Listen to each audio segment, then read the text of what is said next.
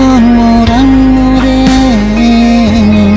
kaya wis janji sun sing ilang kae ati Kayak brewosi nyegat aku kayak to. Arep njoto si aku nggih watu sak gaya dine ramu to. Ki nyapa kayak nyekoh mos nek kono ki. Mas,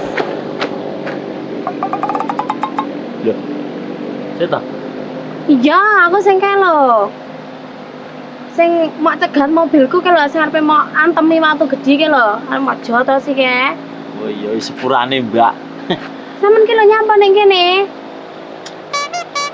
Karena Mbak neng omah yo ora tek penak, nek sampean nyapa kok turut sawah turut kene. Aku ki tak jogging mangke ki, terus aku ki foto-foto ngono lho.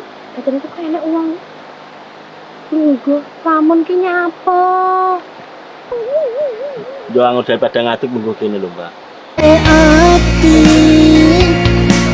gawe pindang Piye lho, sampe nyapa? Sumpek nyapa? Yo ora sumpek Mas, sik to.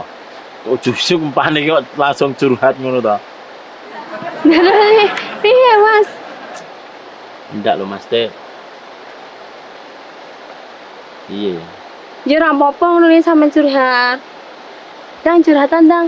Aku tak karo leren ya, An. Wesel panas. Pane kok kowe po ki anu ki kae wayah anu kae cae pane sampean iki juara kono nantang lho. Nantang aku pane kok ndak ngerti aku ki sapa. Saman ki bro kuwi to. Penjahat kelamin kuwi to. Aku sapal karo sampean. Iya, biyen tapi saiki ora. Ya apa? Sama cerita nek apa? Nganu apa? Esuk-esuk ki bojoku ditelepon wong tibae tak angkat ki sing nampa wong lanang. Alah. Kuwi berarti sampean ki ya panggah ngono kuwi kan saiki. Berarti sampean ya urung mari ngono kuwi, lek bojone sampean digodho ngono kuwi. Istrimu adalah cerminanmu sendiri. Ngono lho, Mas. Sik to. Sampean ki kok umpane kaya ngerti-ngerti sampean ki wis dibojo. Ya urung jane. Ya. Ngomong teko kono teko. Ya tapi kan aku kan ya wis ngerti to lek masalah ngono ki. Berarti sampean ini termasuk suhu ya. Ya enggak suhu, aku ki cupu asline. Alah omong apa yo.